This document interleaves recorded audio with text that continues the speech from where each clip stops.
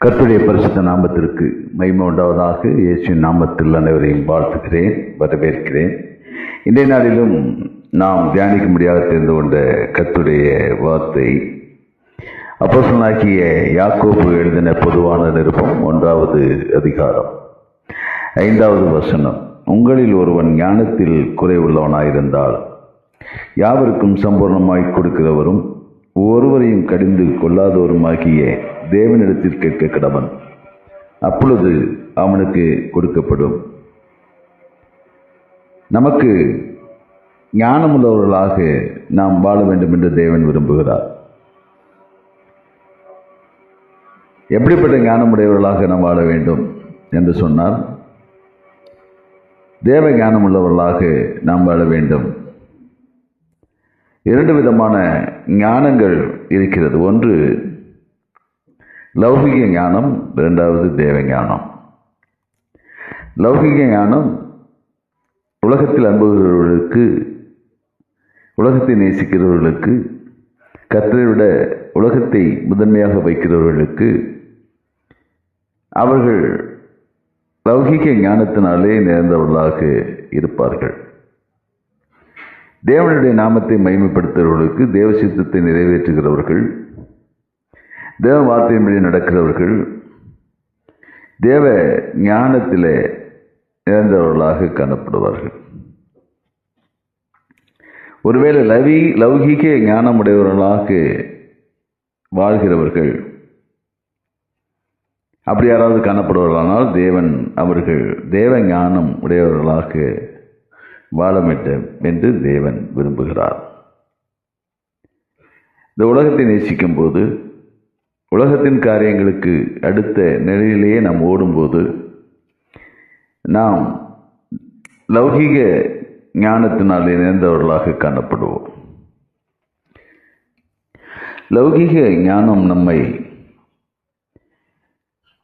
அழிவுக்கு நேராக நம் ஆத்மாவை நடத்தி செல்லும். தேவ ஞானம் நம்மை நித்தியத்துக்கு நேராக நடத்தி செல்லும். லௌகிக ஞானம் என்பது எப்படிப்பட்டது என்பதை வேதம் நமக்கு சுட்டி காண்பிக்கிறது. யாக்கோபு எழுதின நிருபத்திலே 3வது அதிகாரம் 14, 15, 16 வசனங்களை நாம் வாசிக்கும் போது அது லௌகீக ஞானம் என்றால் என்ன என்பதை நமக்கு காண்பித்துக் கொடுக்கிறது. உங்கள் இதயத்திலே கசப்பான வைராக்கியத்தையும் விரோதத்தையும் வைத்தீர்களானால் நீங்கள் பெருமை பாராட்டாதிருங்கள், சத்தியத்துக்கு விரோதமாக பொய் சொல்லாமலும் இருங்கள் என்று யாக்கோபு 3:14 கூறுகிறது. இப்போ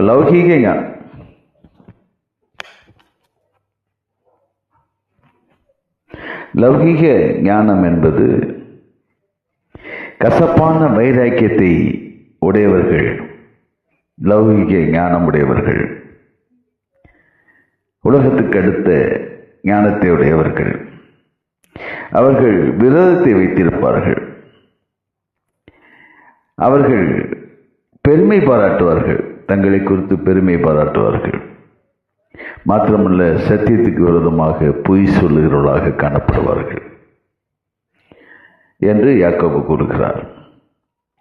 உங்கள் இதயத்தில் கசப்பான வைராக்கியத்தையும் விரோதத்தையும் வைத்திருப்பீர்களானால் நீங்கள் பெருமை உள்ளவர்களாக, சத்தியத்துக்கு விரோதமாக பொய் சொல்லுகிறவர்களாக காணப்படுவீர்கள்.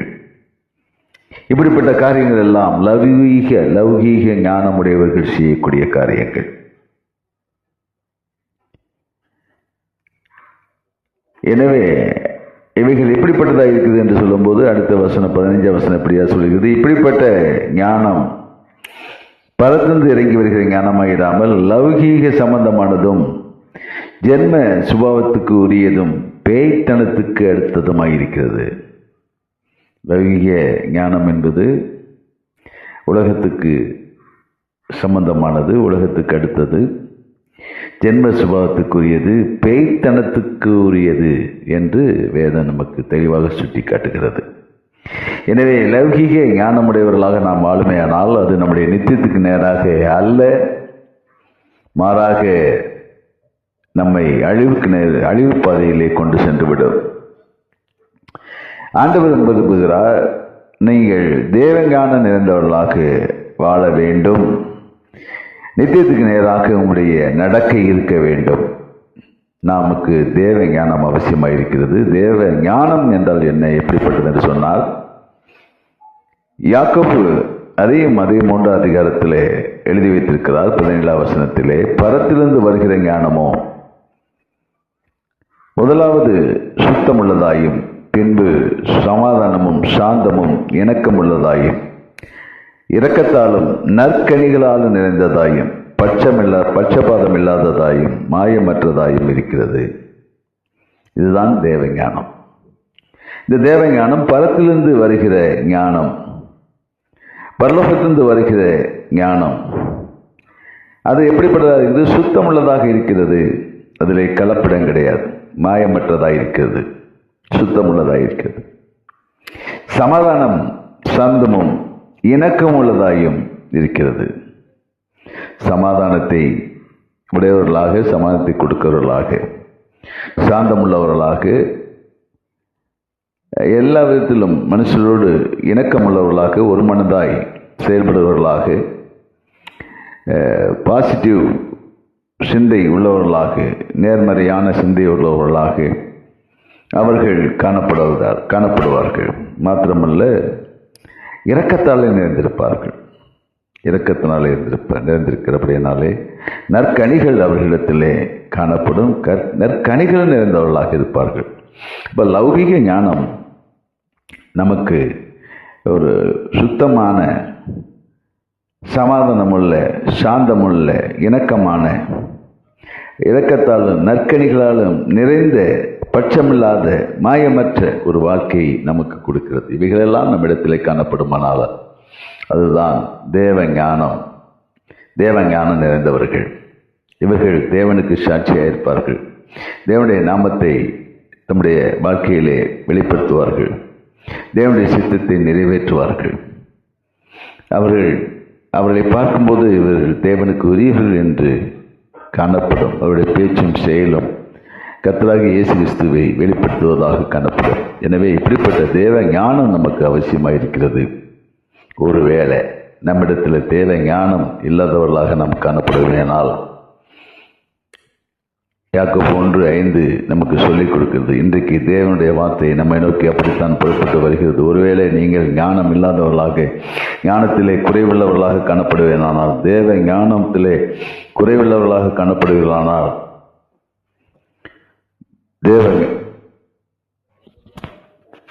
தேவ ஞானத்திலே குறைவுள்ளவர்களாக காணப்படுவீர்களானால், சம்பூர்ணமாய் கொடுக்கிறவரும் ஒருவரையும் கடிந்து கொள்ளாதமாகிய தேவனிடத்திலே கேட்க கடவர். ஆண்டவர் நம்ம கேட்க சொல்கிறார். தேவனிடத்திலே கேட்கும்போது ஆண்டவர் நமக்கு அதை தேவ ஞானத்தினாலே நம்மை நிரப்புகிறார். அவை கடிந்து கொள்வதும் அல்ல. ஒருவேளை நம்ம லௌகிக ஞானத்தில் வாழ்ந்தவர்களாக இருப்போமானால், தேவ ஞானம் குறைவுள்ளவர்களாக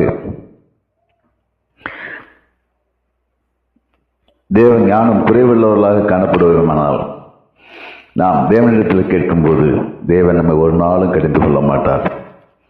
அவர் சம்பூர்ணமாய் கொடுப்பார். ஞானத்தினாலே நம்மை நிரப்புவார்.